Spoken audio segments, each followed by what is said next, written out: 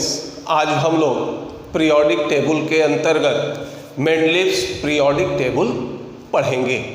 हम लोग इसके पहले वाले वीडियो में हिस्ट्री ऑफ पीरियोडिक टेबल में प्रारंभ से लेकर अंत तक जो पीरियोडिक टेबल का विस्तार हुआ था या इतिहास था, इसको हम लोगों ने देखा था। लेकिन मेंडलीव इसके आगे मॉडर्न पीरियोडिक टेबल और long form of the periodic table, इसका हम लोग सिर्फ इंट्रोडक्शन यूज किए थे। अब इसको वन बाय वन इसको डिटेल्स पढ़ेंगे। तो आज हम लोग पढ़ेंगे मेंडलीव्स पीरियोडिक टेबल। ये कह सकते हो कि ये पहला रियल ब्रेक थ्रू था पीरियोडिक टेबल का, या ये कहिए कि it is real breakthrough in the classification of element. ये सबसे पहला क्लासिफिकेशन ऑफ एलिमेंट था। और जिस समय मेंडलीव ने पीरियोडिक टेबल का खोज किया था, उस समय मात्र 62 एलिमेंट खोज किए गए थे। तो इसको ये कह सकते हो कि ये क्या था, हमारा first real break through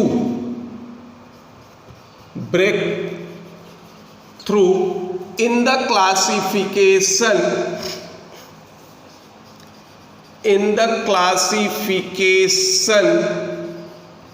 of elements. ये पहला क्लासिफिकेशन ऑफ एलिमेंट्स था जिसको मान्यता प्राप्त हुआ। और दूसरा ये था कि नंबर ऑफ एलिमेंट, इस समय जिस समय मेंडलीव ने एलिमेंट का खोज, ये पीरियोडिक टेबल दिया था, उसमें नंबर ऑफ एलिमेंट्स की संख्या मात्र 63 थी। अब यह था कि मेंडलीव ने किस तरह से पीरियोडिक टेबल का निर्माण किया। तो मेंडलीव ने एटॉमिक नंबर ऑफ एलिमेंट और प्रॉपर्टीज ऑफ एलिमेंट, इसके बीच इन्होंने क्या किया, रिलेशन स्थापित किया। इन्होंने रिलेशन किसके बीच काउंट किया, इन्होंने काउंट किया atomic weight and properties of elements. इनके बीच इन्होंने संबंध स्थापित करने की कोशिश की। अलग अलग एलिमेंट जिसके एटॉमिक वेट अलग अलग थे, इनके प्रॉपर्टीज का अध्ययन किया। और प्रॉपर्टीज का अध्ययन किया तो इसमें दो प्रॉपर्टीज यूज किए गए। एक होता है, क्या होता था, क्या हाइड्राइड्स, और दूसरा होता था क्या, ये था ऑक्साइड्स। हाइड्राइड्स का मतलब ये था क्या, रिएक्शन विथ हाइड्रोजन, यानी सारे एलिमेंट को इन्होंने हाइड्रोजन से प्रतिक्रिया कराया और साथ साथ किससे, ऑक्सीजन से भी इन्होंने क्या किया, प्रतिक्रिया कराया। तो जब ये हाइड्रोजन से प्रतिक्रिया कराए तो एलिमेंट का क्या बना, हाइड्राइड बना। और जब ऑक्सीजन से प्रतिक्रिया कराए तो क्या बना, एलिमेंट का ऑक्साइड बना। तो इन्होंने किया क्या कि जितने भी हाइड्राइड्स थे, जितने भी एलिमेंट के हाइड्राइड्स थे, सबका फॉर्मूला यूज के लिखा, और जितने भी ऑक्साइड थे सबका इन्होंने क्या किया, इन्होंने फॉर्मूला लिखा। और इस तरह से ये पीरियोडिक टेबल का निर्माण किया। इन्होंने क्या किया कि एटॉमिक वेट ऑफ एलिमेंट, इसको प्रॉपर्टीज ऑफ एलिमेंट से रिलेट किया, यानी अलग अलग एलिमेंट जिनका एटॉमिक वेट अलग अलग था, इनके गुणों का अध्ययन किया। और गुणों में स्पेशली हाइड्राइड और ऑक्साइड, क्योंकि हाइड्रोजन और ऑक्सीजन ऐसे एलिमेंट हैं जो लगभग सारे एलिमेंट से प्रतिक्रिया कर जाते हैं। और हाइड्रोजन से प्रतिक्रिया कराकर एलिमेंट का हाइड्राइड प्राप्त किया, ऑक्सीजन से प्रतिक्रिया कराकर क्या किया, एलिमेंट के ऑक्साइड प्राप्त किए। और इन दोनों का, ऑक्साइड और हाइड्राइड, इन दोनों का फॉर्मूला इन्होंने ज्ञात कर लिया। इतना काम इन्होंने प्रारंभ में किया। और इसके बाद मेंडलीव के समय मात्र 63 एलिमेंट, 63 एलिमेंट का खोज हुआ था। तो इन्होंने किया क्या कि ये 63 कार्ड्स ले लिए। इन्होंने अलग अलग इस तरह के कार्ड जो होंगे इन्होंने ले लिया, 63 अलग अलग एलिमेंट। अब इसके बाद इन्होंने इस पर क्या लिखा, एलिमेंट का नाम लिखा, दूसरा लिखा क्या, एटॉमिक वेट लिखा, तीसरा लिखा क्या, प्रॉपर्टीज लिखा, चौथा क्या था, हाइड्राइड एंड ऑक्साइड। इसका इन्होंने क्या किया, फॉर्मूला लिखा। यानी इन्होंने 63 एलिमेंट थे तो 63 इन्होंने कार्ड दिया। प्रत्येक कार्ड पर एलिमेंट का नाम, इसका एटॉमिक वेट, इसका प्रॉपर्टीज और हाइड्राइड्स और ऑक्साइड के फॉर्मूला लिखे। अब ये किए क्या कि सारे कार्ड्स को अरेंज किए, और अरेंजमेंट का तरीका इनका ये था कि एलिमेंट जिसके प्रॉपर्टीज समान थे, यानी हाइड्राइड और ऑक्साइड के फॉर्मूला समान था, इनको एक स्थान पर रखा, और जिनके हाइड्राइड और ऑक्साइड के प्रॉपर्टीज समान नहीं थे, इनको क्या किया इन्होंने, ये अलग रखा। और इस तरह से ये सारे के सारे कार्ड्स को क्या किए, अरेंज कर दिए। जब इन्होंने सारे कार्ड्स को अरेंज किया तो ये पाया कि ये जितने भी 63 एलिमेंट थे, सारे एलिमेंट क्या हो गए, ऑटोमेटिक इंक्रीजिंग एटॉमिक वेट में अरेंज हो गए। इन्होंने एलिमेंट को एटॉमिक वेट में अरेंज नहीं किया था। इन्होंने क्या किया कि 63 कार्ड लिए, प्रत्येक कार्ड पर एलिमेंट, एटॉमिक नंबर, प्रॉपर्टीज और formula of oxide and hydride लिखा। एक प्रॉपर्टीज वाले एलिमेंट को एक साथ, और इस तरह से समान प्रॉपर्टीज वाले एलिमेंट को ये एक तरह रख दिए। और बाद में ये देखते हैं कि एलिमेंट जो थे वो ऑटोमेटिक इंक्रीजिंग एटॉमिक वेट में अरेंज हो जाते हैं। और इस तरह से इन्होंने एक नियम दिया, जिसको दिया जाता है, कहा जाता है क्या, पीरियोडिक लॉ कहा जाता है, जिसको मेंडलीव पीरियोडिक लॉ या पीरियोडिक लॉ कहते हैं। और ये नियम कहेगा कि the physical and chemical properties of elements are periodic function to their atomic weight।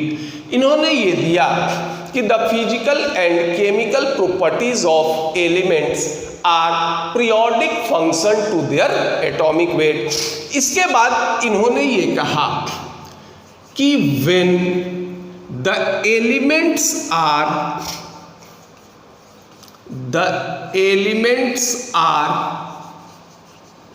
arranged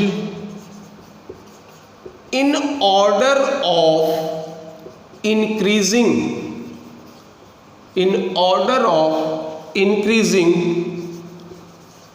atomic weight, elements of similar properties are repeated after certain interval,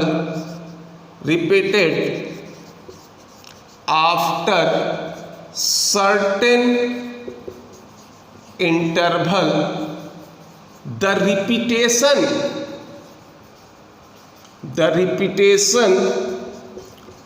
of properties of elements after certain regular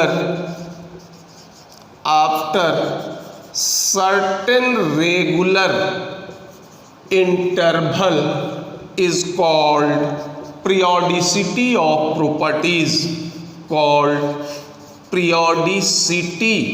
of properties, ये इनसे relation निकाला।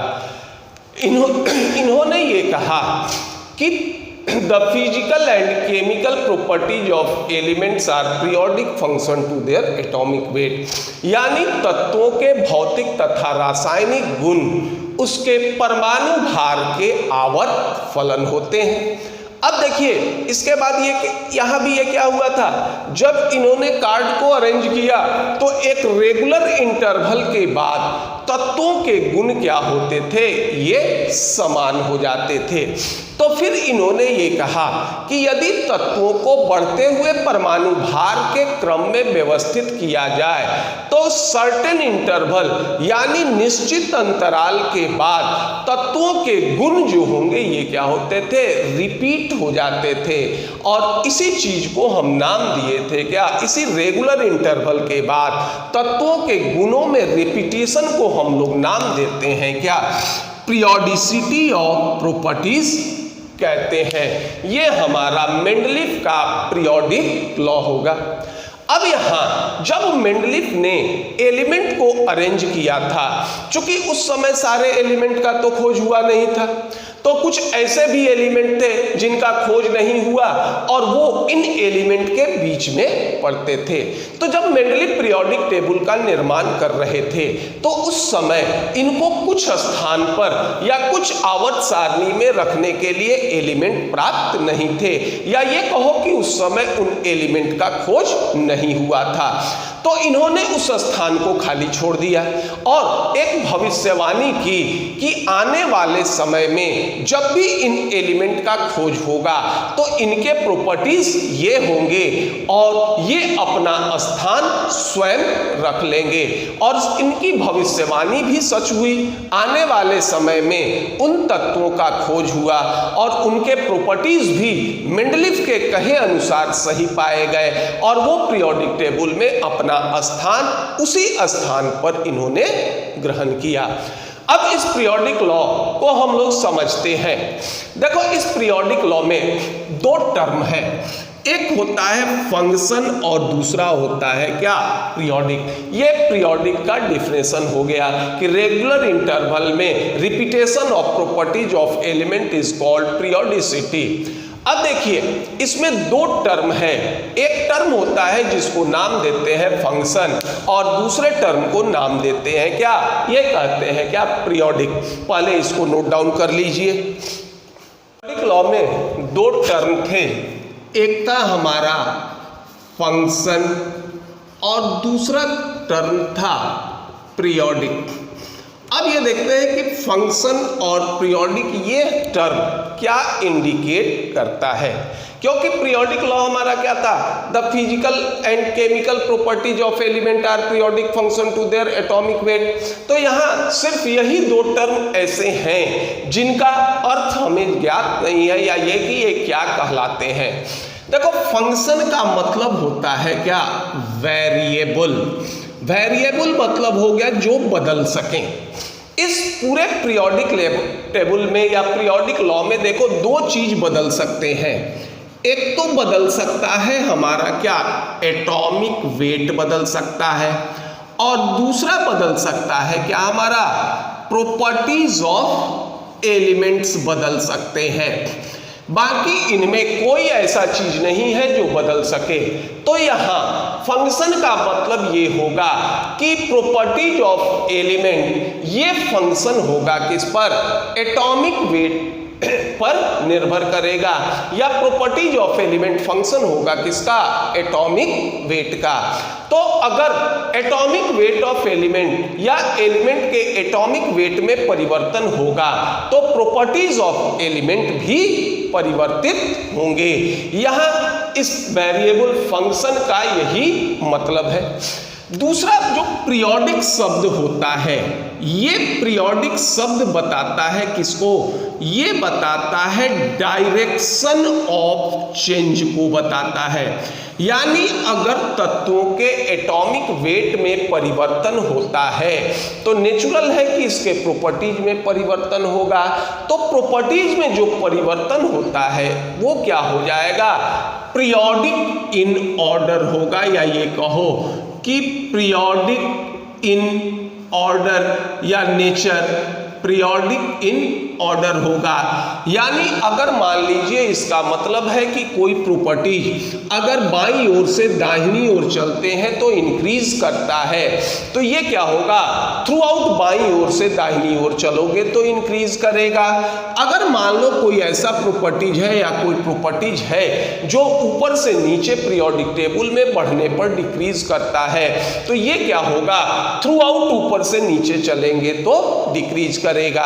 ये नहीं होगा कि एक बार increase करेगा और एक बार डिक्रीज करेगा।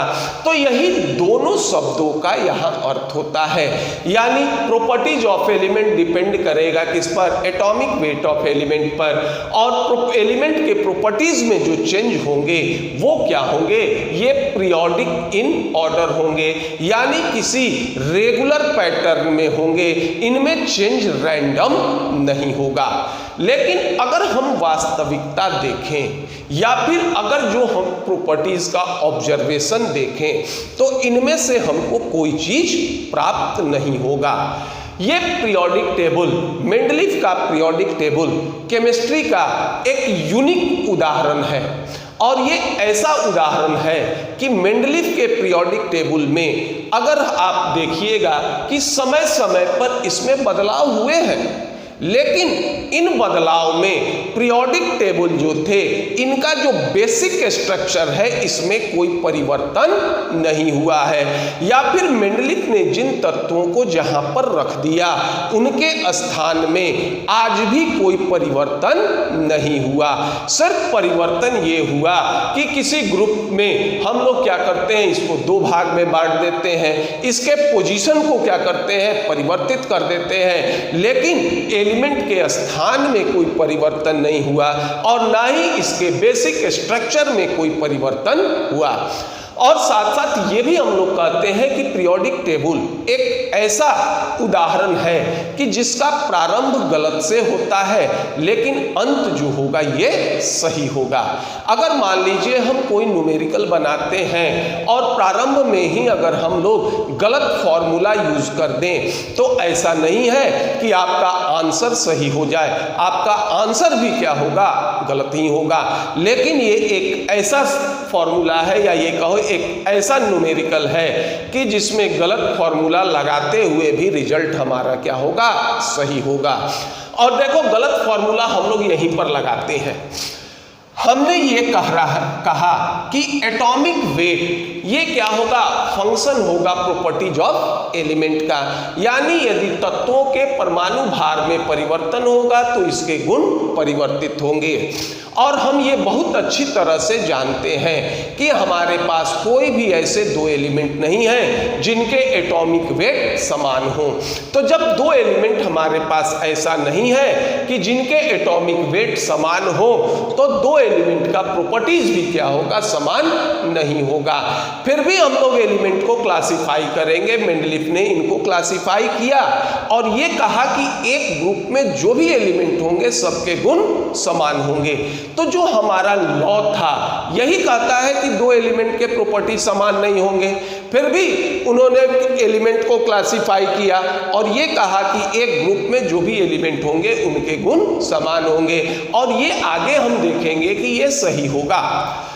अब देखिए दूसरा हमने ये कहा कि प्रॉपर्टीज ऑफ एलिमेंट में जो चेंज होता है ये पीरियोडिक ऑर्डर में होगा।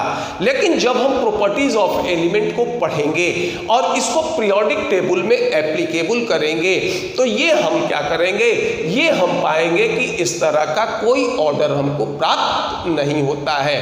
तो जब कोई ऑर्डर प्राप्त नहीं होता है तो इसका ये मतलब नहीं है कि ये पीरियोडिक लॉ हमारा गलत है, ये पीरियोडिक लॉ हमारा सही है। फिर भी हमको ये ऑर्डर प्राप्त नहीं होगा। तो इस ऑर्डर को प्राप्त नहीं होने का कारण ये होता है कि जैसे मान लो, सपोज करो एक एग्जाम्पल हम लोग लेते हैं। हम लोग एक पीरियोडिक प्रॉपर्टीज पढ़ते हैं जिसका नाम होता है क्या, एटॉमिक रेडियस। ठीक, हम लोग एटॉमिक रेडियस पढ़ रहे हैं। तो जब हम लोग एटॉमिक रेडियस पढ़ेंगे तो हम एक्सपेरिमेंटली एटॉमिक रेडियस का तो काउंट नहीं करेंगे या इसका तो कैलकुलेशन नहीं करेंगे। हम लोग क्या करेंगे, ये पढ़ेंगे कि एटॉमिक रेडियस क्या होता है, ये किन फैक्टरों पर ये एप्लीकेबल होता है या किन फैक्टरों पर निर्भर करता है। तो जब हम तुलना करेंगे तो कोई एक ही फैक्टर क्या होगा, इसको आधार मानेंगे। और ये भी कोई जरूरी नहीं है कि जिस फैक्टर को हम आधार माने वो हर समय मान लो डोमिनेट हो, ये भी कोई जरूरी नहीं है। तो जो हमारा फैक्टर आधार माना जाता है, जब तक वो डोमिनेट करेगा तब तक तो उसका रिजल्ट सही आएगा, और जब वो रिसेसिव हो जाएंगे तो फिर वहीं पर क्या हो जाएगा, ये एक्सेप्शन हो जाएगा और ये पीरियोडिक ऑर्डर हमको नजर नहीं आएगा। तो इस तरह से ये लॉ में गलत नहीं होगा, क्योंकि एक ही फैक्टर एक से अधिक कारक पर निर्भर करते हैं, और जब हम इनका तुलना करेंगे तो सिर्फ एक ही फैक्टर को आधार मानेंगे, हर स्थिति में अलग अलग फैक्टर को आधार नहीं मानते। इसलिए प्रॉपर्टीज में पीरियोडिक ऑर्डर हमको नजर नहीं आएंगे। यही इसका क्या होता है, कारण होता है। अब मेंडलीफ ने एलिमेंट को क्या किया, दो तरह से अरेंज किया। अब इन्होंने किया था क्या कि इन्होंने दो तरह से अरेंज किया। एक होता है वर्टिकल कॉलम। वर्टिकल कॉलम को इन्होंने कहा क्या, ये कहा ग्रुप्स, और इनकी संख्या कितनी थी, नंबर ऑफ ग्रुप्स कितने थे, 8। जो मेंडलीफ का ओरिजिनल पीरियोडिक टेबल था उसमें ग्रुप की संख्या कितनी थी, 8, और ग्रुप कहे थे किसको, वर्टिकल कॉलम को। और दूसरा था जिसको नाम दिए थे, अरेंज किए थे, हॉरिजॉन्टल कॉलम, और हॉरिजॉन्टल कॉलम को यहाँ क्या कहा गया था, इसको कहा गया था सीरीज कहा गया था, इसको नाम दिया गया था सीरीज। और नंबर ऑफ सीरीज की संख्या कितनी थी, 12 थी। यानी मेंडलीफ ने जो पीरियोडिक टेबल का निर्माण किया उसमें दो कॉलम थे, एक था वर्टिकल कॉलम और इसको ग्रुप कहा जाता था, इसकी संख्या कितनी थी, ये 8 थी। तो वर्टिकल कॉलम की विशेषता क्या थी, element having same properties. Vertical column की विशेषता ये थी कि elements having same properties, elements having same properties, elements having same properties, यानी एक वर्टिकल कॉलम में जो भी एलिमेंट होंगे इनके गुण क्या होंगे, समान होंगे।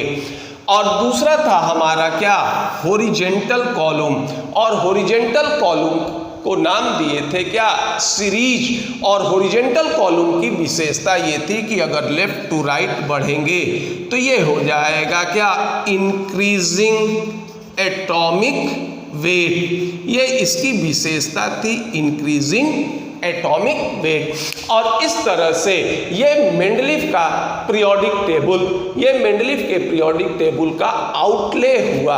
यानी मेंडलीफ के जो पीरियोडिक टेबल थे उसमें 8 वर्टिकल कॉलम थे और 12 हमारे क्या थे, हॉरिजॉन्टल कॉलम थे।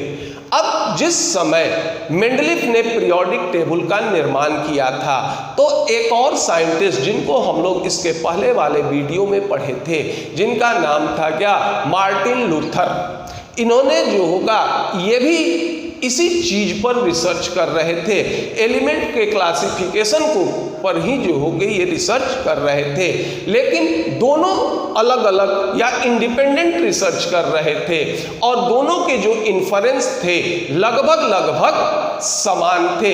लेकिन सौभाग्यवश मार्टिन लूथर जो थे इनका रिसर्च मेंडलीफ के बाद प्रकाशित हुआ। मेंडलीफ का रिसर्च पहले प्रकाशित होने के कारण पीरियोडिक टेबल या एलिमेंट के क्लासिफिकेशन का क्रेडिट किसको दे दिया गया, मेंडलीफ को दे दिया गया। और ये हमारा मेंडलीफ के ओरिजिनल पीरियोडिक टेबल का खाका था। अब पहले इसको नोट डाउन कर लीजिए, इसके बाद ये देखते हैं कि इसका सिग्निफिकेंस क्या होगा और मेंडलीफ के पीरियोडिक टेबल के डिमेरिट्स क्या होंगे। तो सबसे पहले इसको नोट डाउन कर लीजिए। अब ये मेंडलीफ के पीरियोडिक टेबल का तो हमने खाका देख लिया कि किस तरह से मेंडलीफ ने पीरियोडिक टेबल का निर्माण किया। अब इस पीरियोडिक टेबल के निर्माण का सिग्निफिकेंस या उपयोगिता क्या है, ये हो जाएगा significance of periodic table. Significance of periodic table, देखो पीरियोडिक टेबल के निर्माण का एक उद्देश्य ये भी था कि अध्ययन में सुविधा हो, यानी सिस्टमेटिक स्टडी ऑफ एलिमेंट। ये था सिस्टमेटिक स्टडी ऑफ एलिमेंट। जैसे जैसे एलिमेंट्स के खोज होते जा रहे थे वैसे वैसे एलिमेंट्स के केमिस्ट्री को ज्ञात करना या जानना ये काफ़ी मुश्किल होता जा रहा था। ये काफ़ी एक ब्रॉड जो होंगे ये एरिया कवर कर रहे थे, क्योंकि जितने भी सब्सटेंस हैं, चाहे लिविंग बींग्स हो या फिर नॉन लिविंग बींग्स हो, सबका निर्माण इसी एलिमेंट से होता है। तो एलिमेंट के केमिस्ट्री के बारे में जानना जैसे जैसे इसकी संख्या बढ़ रही थी, ये एक बहुत कठिन कार्य होता जा रहा था। इसलिए इसके क्लासिफिकेशन की आवश्यकता हुई कि अगर हम लोग एलिमेंट का क्लासिफिकेशन इस तरह से कर लें कि एक ग्रुप में वैसा एलिमेंट रखें जिनकी प्रॉपर्टीज समान हो, तो अगर समान प्रॉपर्टीज वाले एलिमेंट को एक जगह क्लासिफाई कर लें और इनमें से किसी एक एलिमेंट के केमिस्ट्री के बारे में अगर हम पढ़ लेते हैं तो अन्य तत्वों के बारे में हमको जानकारी प्राप्त हो जाएगी और इस तरह से अध्ययन में सुविधा होगा और रिसर्च में भी सुविधा होगा। और इसके निर्माण का या इसका एक ये सिग्निफिकेंस था। दूसरा ये था कि ये कह सकते हो कि डिस्कवरी ऑफ न्यू एलिमेंट्स, इससे पीरियोडिक टेबल से नए तत्वों का भी खोज हुआ। हमने अभी ये कहा था कि जब मेंडलीफ पीरियोडिक टेबल का निर्माण किए थे तो उस समय मात्र खोजे गए तत्वों की संख्या क्या थी, 63 थी। और ऐसा नहीं है कि मात्र 63 ही तत्व थे, और भी तत्व खोजे जाने बाकी थे। तो जब मेंडलीफ ने तत्वों को बढ़ते हुए परमाणु भार के क्रम में व्यवस्थित किया तो इन्होंने पाया कि जब सक्सेसिव लगातार तत्वों के परमाणु भार, यानी प्रारंभ में जो हल्के तत्व थे इनके लगातार तत्वों के परमाणु भार, इनमें अंतर 2 या 3 के से होता था। लेकिन कहीं कहीं पर ऐसा भी हुआ कि इनके लगातार 2 तत्वों के परमाणु भार में 6 या 7 का अंतर आने लगा।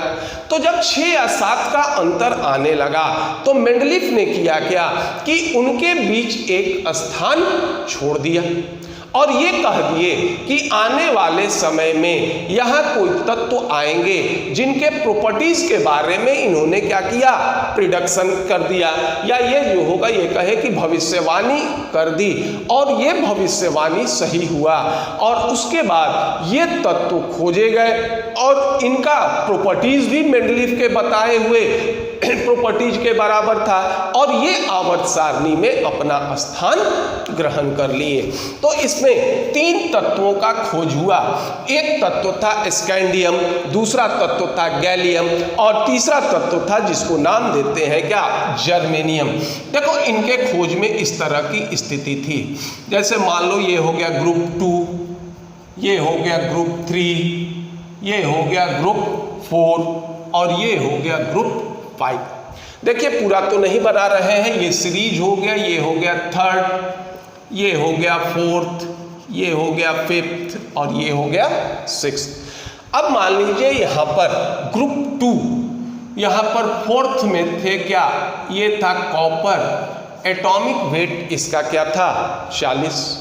3rd में था यहाँ पर एल्युमिनियम 27.3, ठीक है। इसके बाद फोर्थ में यहाँ पर हमारा क्या था, सिलिकॉन था। अब कॉपर के बाद जो एलिमेंट थे ये था हमारा क्या, टिटानियम, एटॉमिक वेट 48 था। अब इसके बीच में कोई एलिमेंट नहीं थे और अंतर कितने का हो गया, 8 का।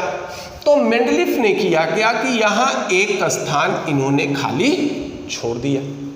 फिर इसके नीचे आओ तो यहाँ पर हो गया था क्या, जिंक, एटॉमिक वेट था कितना, 65, और इसके बाद ये हो जाते थे क्या, आर्सेनिक, इसका एटॉमिक वेट था कितना, 75। अब देखिए 65 और 75, 65 और 75, आर्सेनिक यहाँ नहीं होगा, 5th में होगा, ये होगा, ये हो जाएगा तुम्हारा कितना, 75, जिंक का हो गया।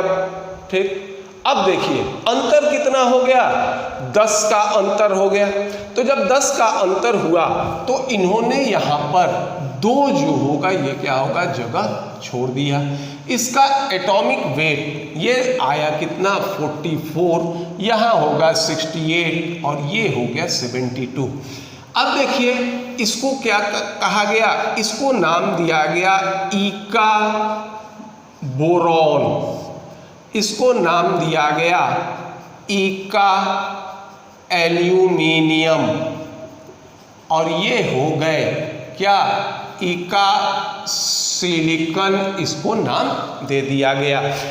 यानी बोरॉन के सदृश, एल्युमिनियम के सदृश और सिलिकॉन के सदृश, और ये भविष्यवाणी कर दिया गया कि आने वाले समय में इन तत्वों का खोज होगा। इनके गुणों के बारे में भविष्यवाणी कर दिया गया और इनके स्थान के बारे में भविष्यवाणी कर दिया गया, और आने वाले समय में सही में ये तत्व खोजे गए। ये तत्व हो गए स्कैंडियम, और इनको नाम दिया गया गैलियम, और इसको नाम दिया गया क्या, जर्मेनियम। और इस तरह से मेंडलीफ के पीरियोडिक टेबल से नए तत्वों का खोज हुआ। तीसरा इसका सिग्निफिकेंस ये था, correction of incorrect atomic weight, यानी अशुद्ध एटॉमिक वेट या इनकरेक्ट एटॉमिक वेट का क्या हो गया, करेक्शन हुआ। इसमें एक एलिमेंट थे जिसका नाम था बेरिलियम। बेरिलियम जिस समय मेंडलीफ के समय इसका एटॉमिक वेट था कितना, 13.5, और ये 13.5 किस आधार पे निकाला गया था, इस आधार पे निकाला गया था कि इसका इक्विवेलेंट वेट था 4.5 और इसकी वैलेंसी थी कितनी, 3। तो एक सूत्र होता है और ये सूत्र था क्या कि एटॉमिक वेट बराबर होता है इक्विवेलेंट वेट इनटू वैलेंसी। तो इस आधार पर इक्विवेलेंट वेट अगर बेरिलियम का 4.5 था और वैलेंसी 3 थी, तो इसका एटॉमिक वेट कितना हो रहा था, ये 13.5 हो रहा था। अब इसको पीरियोडिक टेबल में अगर व्यवस्थित किया जा रहा था तो कार्बन ये 4th ग्रुप में थे, इसका एटॉमिक वेट होता था कितना, 12, और दूसरा था नाइट्रोजन, ये हो गए 5th ग्रुप में, इसका एटॉमिक वेट कितना होता था, ये होता था 14। अब ये बेरिलियम का एटॉमिक वेट 13.5 इन दोनों एटॉमिक वेटों के बीच में पड़ता था। तो बेरिलियम को कार्बन और नाइट्रोजन के बीच में रखा जाना था, लेकिन बीच में तो यहाँ कोई स्थान है नहीं जहाँ हम बेरिलियम को रख सकते थे। तो अब बेरिलियम को कहाँ रखा जाए, यहाँ रख नहीं सकते थे। अगर मान लो इसके पहले रखते हैं या फिर इसके बाद में अगर बेरिलियम को रखते हैं तो पीरियोडिक लॉ का वायलेशन हो जाता है। तो फिर इसके एटॉमिक वेट को फिर पाया गया, जो होगा करेक्ट किया गया, ये पाया गया कि इसकी वैलेंसी 3 नहीं होकर 2 होती है, और जब इसकी वैलेंसी 2 होगी तो ये बेरिलियम का एटॉमिक वेट कितना हो जाएगा, 4.5 इंटू 2, ये हो जाएगा 9। और जब इसका एटॉमिक वेट 9 हो जाएगा तो इसको ग्रुप 1 लिथियम, ये हो गया कितना 7। और इसके बाद होता है क्या बोरॉन, ये हो जाएगा कितना 11। और इसके बाद बीच में रख दिया गया कहाँ, इसको ग्रुप 2 में रख दिया गया, इसका एटॉमिक वेट हो गया कितना 9। और इस तरह से बेरिलियम के एटॉमिक वेट को करेक्ट करके पीरियोडिक टेबल में इसको करेक्ट स्थान या सही स्थान दे दिया गया। ये हमारा पीरियोडिक टेबल का सिग्निफिकेंस, मेंडलीफ के पीरियोडिक टेबल का सिग्निफिकेंस हुआ। जैसे जैसे इस पीरियोडिक टेबल में विस्तार होते गया, मॉडिफिकेशन होते गया, इसके सिग्निफिकेंस जो होंगे ये और भी बढ़ते गए। पहले इसको नोट डाउन कर लीजिए। अब ये देखते हैं कि मेंडलीफ के पीरियोडिक टेबल के डिमेरिट्स क्या क्या हैं, इसके दोष कौन कौन से हैं। अब देखते हैं डिमेरिट्स।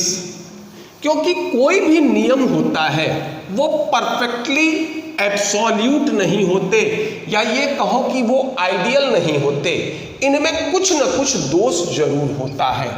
ये हो गए हमारे क्या डिमेरिट्स। सबसे पहला डिमेरिट ये है जिसको नाम देते हैं position of hydrogen. Position of hydrogen, Mendeleev ने हाइड्रोजन के स्थान को निश्चित नहीं किया। मेंडलीफ हाइड्रोजन को कहाँ पर रखे, मेंडलीफ ने हाइड्रोजन को रखा कहाँ, ग्रुप 1 में, और साथ साथ जो होगा ये रखा कहाँ, ग्रुप 7 में। देखिए मेंडलीफ के अनुसार ग्रुप 1 में कौन कौन से एलिमेंट थे, लिथियम था, सोडियम था, फिर सोडियम के बाद कॉपर था, जिंक, कॉपर था, सिल्वर था, गोल्ड था, रुबीजियम था, सीजियम था, यानी सारे के सारे मेटल थे। और दूसरा ग्रुप 7 में देखो तो ग्रुप 7 में हमारे पास क्या था, फ्लोरीन थे, क्लोरीन थे, ब्रोमीन थे और आयोडीन थे। इनको दोनों जगह में रख दिया गया। लेकिन हाइड्रोजन का काउंटिंग ना तो ग्रुप 1 में किया जाता है और ना ही जो होंगे ये ग्रुप 7 में किए जाते हैं। ग्रुप 1 में सारे मेटल हैं, सिर्फ हाइड्रोजन हमारा क्या होगा, नॉन मेटल होगा। और ग्रुप 7 में highly electron negative element halogen होते हैं। तो हैलोजन का प्रारंभ हम फ्लोरीन से मानते हैं और ग्रुप 1 के एलिमेंट का प्रारंभ हम लिथियम से मानते हैं। चूंकि हाइड्रोजन को दोनों जगह रखा गया और ना ही इनको ग्रुप 1 में माना जाता है और ना ही हमारा क्या होगा, ग्रुप 7 में माना जाता है। और इस तरह से आवर्त सारणी या मेंडलीफ के पीरियोडिक टेबल में हाइड्रोजन का स्थान निश्चित नहीं है कि इसे कहां रखा गया। दूसरा इनका डिमेरिट था जिसको नाम देते हैं position of isotopes. Position of isotopes, ये हम लोग जानते हैं कि isotopes has different atomic weight and same atomic number. Same atomic number. Isotopes जो होते हैं इनके एटॉमिक वेट क्या होते हैं, ये अलग अलग होते हैं और एटॉमिक नंबर हमारा इनका क्या होगा, समान होगा। अभी हमने पीरियोडिक लॉ क्या पढ़ा था कि atomic weight is function of properties of element. Function of properties of elements. हमने ये पढ़ा पीरियोडिक लॉ कि the physical and chemical properties of element are periodic function to their atomic weight. यानी अगर तत्वों के एटॉमिक वेट में परिवर्तन होगा तो नेचुरल है कि इसके प्रॉपर्टीज क्या होंगे, ये परिवर्तित होंगे। और आइसोटोप्स के एटॉमिक वेट अलग अलग होते हैं। तो आइसोटोप्स के अगर एटॉमिक वेट अलग अलग होंगे तो इनके प्रॉपर्टीज भी क्या होंगे, अलग अलग होंगे। तो जब इनकी प्रॉपर्टीज अलग अलग होगी तो इनको पीरियोडिक टेबल में अलग स्थान देना चाहिए था, लेकिन आवर्त सारणी में ऐसा कोई व्यवस्था नहीं है। तो ये भी इनका डिमेरिट होगा। तो ये कह सकते हो कि due to different properties of isotopes, separate place given for each isotopes, but there are no such provision. There are no such provision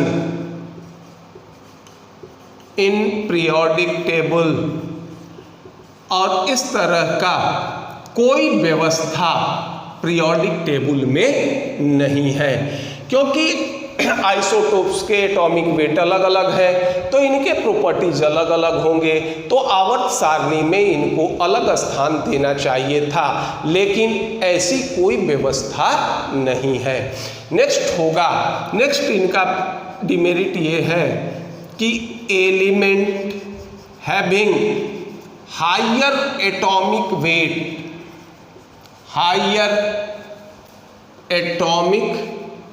weight placed before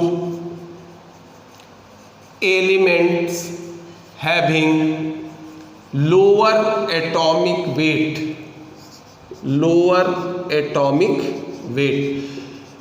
यह भी इनका डिमेरिट है कि मेंडलीफ ने कुछ स्थानों पर तत्व जिनके परमाणु भार अधिक थे उनको वैसे तत्व जिनके परमाणु भार कम थे इसके पहले रख दिया।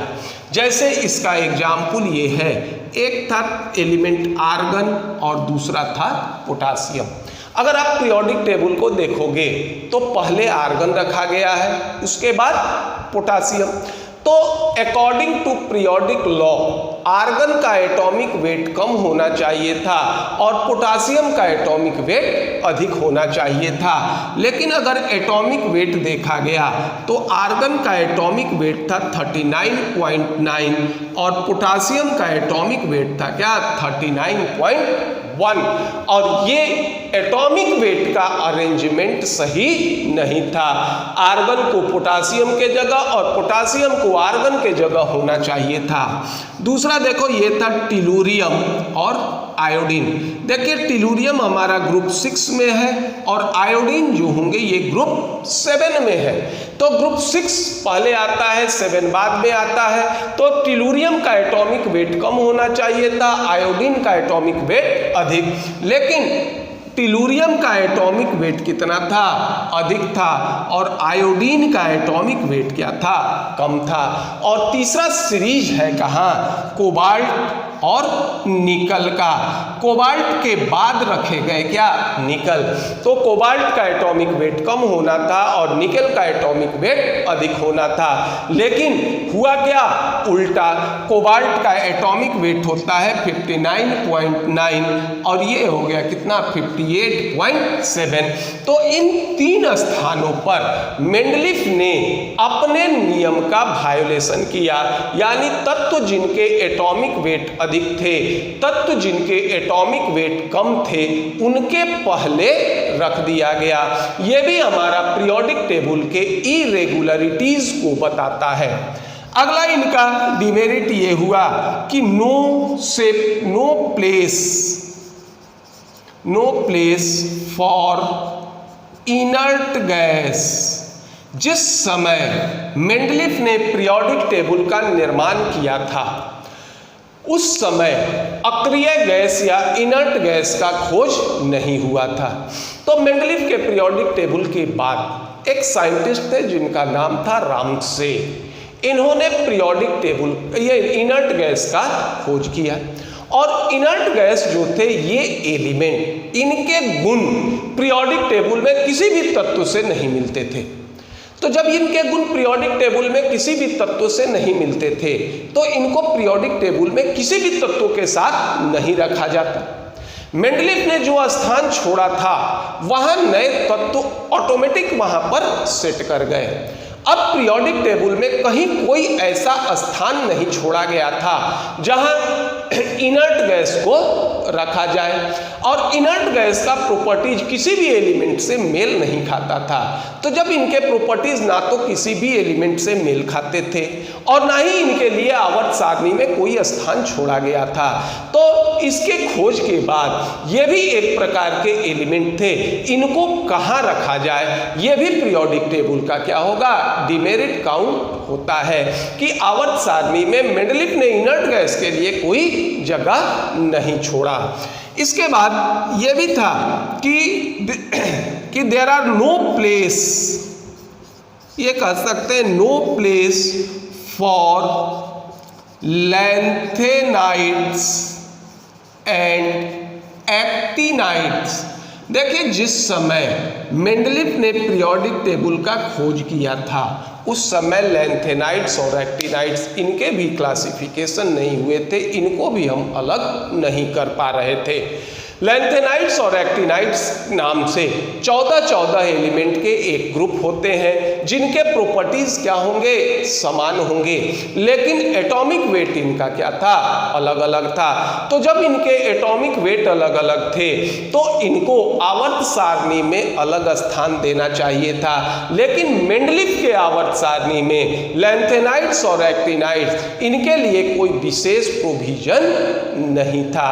तो ये मेंडलीफ के पीरियोडिक टेबल के मेन डिमेरिट्स थे। इनके अलावे और भी मेंडलीफ के पीरियोडिक टेबल के डिमेरिट्स थे।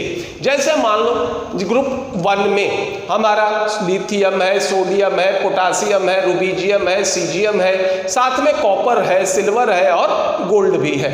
तो इनमें सोडियम और कॉपर या सोडियम और सिल्वर इनमें कहीं कोई समानता नहीं है, फिर भी इनको एक ग्रुप में रख दिया गया। तो मेंडलीफ के आवर्त सारणी में कुछ स्थानों पर ऐसे भी थे कि तत्व जिनके गुण समान थे इनको अलग अलग ग्रुप में रख दिया गया, और तत्व जिनके गुण अलग अलग थे इनको एक ही ग्रुप में रख दिया गया। और इस तरह के अन्य डिमेरिट्स मेंडलीफ के पीरियोडिक टेबल में उपस्थित थे।